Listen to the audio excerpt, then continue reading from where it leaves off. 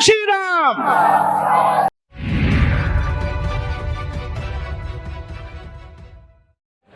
नमस्कार, इन खबर में आपका स्वागत है। मिले मुलायम काशीराम, हवा में उड़ गए जय श्री राम, ये नारा लगा था 90 के दशक में। मुलायम सिंह यादव और काशीराम ने समझौता किया था। बसपा के संस्थापक थे। मायावती तब नई नई राजनीति में थी। खूब ये नारा चला था। इशारा ये था कि अब दलित और पिछड़े मिल गए हैं, लिहाजा राम के नाम पे राजनीति करने वाली भाजपा की खैर नहीं। लंबे समय तक नारा चला। इसके बाद नारे बदलते रहे।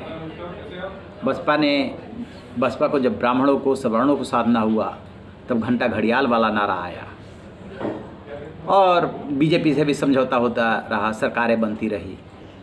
अब एक बार फिर से ये नारा उछला है और इस नारे को लेकर के रामचरितमानस की पत्तियां जलाने वाले, आपत्तिजनक बयान देने वाले समाजवादी पार्टी नेता स्वामी प्रसाद मौर्य के खिलाफ अब इसी नारे को लेकर एफआईआर हो गई है। दरअसल रायबरेली में उनके स्कूल में एक कार्यक्रम था जिसमें समाजवादी पार्टी के प्रमुख अखिलेश यादव भी पहुंचे थे। स्वामी प्रसाद मौर्य बड़बोले नेता है, औकात से बाहर जा कर के बोलते हैं, 85 और 15 का नारा देते हैं। उसी क्रम में बोलते बोलते वो ये नारा लगवाने लगे। अपने बोल रहे हैं मिले मुलायम काशीराम, भीड़ से लगवा रहे हैं हवा में उड़ गए जय श्री राम।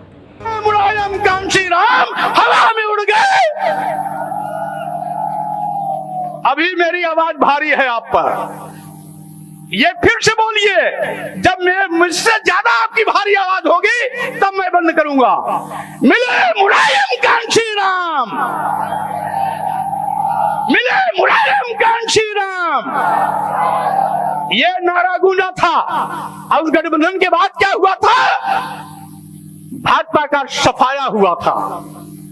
आज वही परिस्थितियां फिर पैदा हो गई। आज मंच पर जो भी बैठे हुए हैं, ये कभी बहुजन समाज पार्टी में प्रदेश अध्यक्ष होते थे। दरअसल उनके विद्यालय में काशीराम की प्रतिमा का अनावरण होना था, उसमें अखिलेश यादव भी गए थे। तो कोशिश ये हो रही है कि काशीराम के नाम को अपने साथ जोड़ करके दलितों को साधा जाए। समाजवादी पार्टी की सबसे बड़ी विडंबना ये रही है कि यादव और मुस्लिम को छोड़ करके उससे और कोई जुड़ा नहीं। अखिलेश यादव को ये मलाल रहा कि पिछड़ों में और किसी ने साथ नहीं दिया, जबकि पिछड़ों को इस बात का मलाल रहता है कि पिछड़ों के नाम पे यादवों ने मलाई खाई, लिहाजा जुड़े नहीं। दूसरी बात, दलितों की ये नाराजगी रहती है कि यादवों ने भी वही शोषण किया उनका जो सवर्णों ने किया। तो अब उन्हीं दलितों को साधने की कोशिश हो रही है। अखिलेश यादव की ये बात समझ में आ चुकी है कि बिना सवर्णों, दलितों, पिछड़ों को साधे हुए सिर्फ आप मुस्लिम और यादव वोट बैंक के सहारे सत्ता में नहीं आ सकते, और आएंगे तो बहुत मार्जिनल आपको थीन मेजोरिटी होगी, मेजोरिटी के नज़दीक हो सकते हैं, लेकिन सत्ता में आना मुश्किल है। ये मायावती को भी समझ में आ गया था कि सिर्फ दलित और मुस्लिम साध करके नहीं हो सकता, तभी उन्होंने ब्राह्मणों को जोड़ने के लिए घंटा घड़ियाल वाला नारा निकाला था। खैर, अब क्या हुआ है कि मायावती इस नारे के बाद जो एफआईआर हुई है उस पर उनकी एक के बाद एक कई प्रतिक्रिया आई। उन्होंने ट्वीट किया और कहा कि ये नारा तो काशीराम ने दिया ही नहीं था, ये तो समाजवादी पार्टी ने, बहुजन समाज पार्टी को बदनाम करने के लिए ऐसा किया, लिहाजा दलितों को, पिछड़ों को इनसे सावधान रहने की जरूरत है। उन्होंने सीधे सीधे स्वामी प्रसाद मौर्य का नाम नहीं लिया है, लेकिन उन्होंने कहा कि रामचरितमानस पर विवादित टिप्पणी करने वाले जिस नेता के खिलाफ मिले मुलायम काशीराम वाले नारे पे एफआईआर हुई है, ये सोचने और समझने की जरूरत है, वो भी सपा प्रमुख की मौजूदगी में ये सब कुछ हुआ और फिर वो दलितों पिछड़ों को सावधान कर रही है।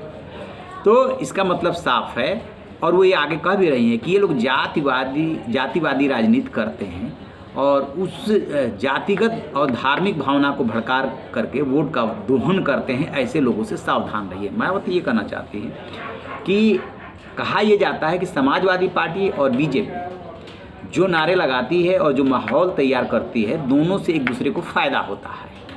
उसी की तरफ कहीं ना कहीं वो इशारा कर रही है और समाजवादी पार्टी पे करारा वार कर रही है, चोट कर रही है अखिलेश यादव पे। आपको बता दें कि स्वामी प्रसाद मौर्य कभी बसपा में हुआ करते थे, विपक्ष के नेता हुआ करते थे, मंत्री भी रहे, और लेकिन जब बसपा उन्होंने छोड़ी, तब छोड़ने के बाद से वो बीजेपी में गए, बीजेपी से फिर समाजवादी पार्टी में आया। मतलब घाट घाट का वो पानी पिए हुए हैं, लेकिन बढ़ चढ़ करके वो बोल दिए मायावती के खिलाफ। और मायावती जो है बेशक प्रतिक्रिया कम दें लेकिन औकात बताना जानती है। इसीलिए उन्होंने स्वामी प्रसाद मौर्य समेत तमाम उन सपा नेताओं के खिलाफ मजबूत बीएसपी कैंडिडेट दिए जिनकी कि विधानसभा चुनाव में दुर्गति हो गई। तो स्वामी प्रसाद मौर्य को बिल्कुल मायावती लाइक नहीं करती है। जो उन्होंने नारा लगवाया है उसी पे उन्होंने घेरने की कोशिश की है, साथ में अखिलेश यादव को। खैर ये राजनीति है, अभी लोकसभा चुनाव आने में 8 से 10 महीने का समय है। देखना होगा कि गंगा जमुना में तब तक कितना पानी बहता है और राजनीति कौन कौन सी करवट लेती है। रहिए बेखबर, देखते रहिए इन खबरों।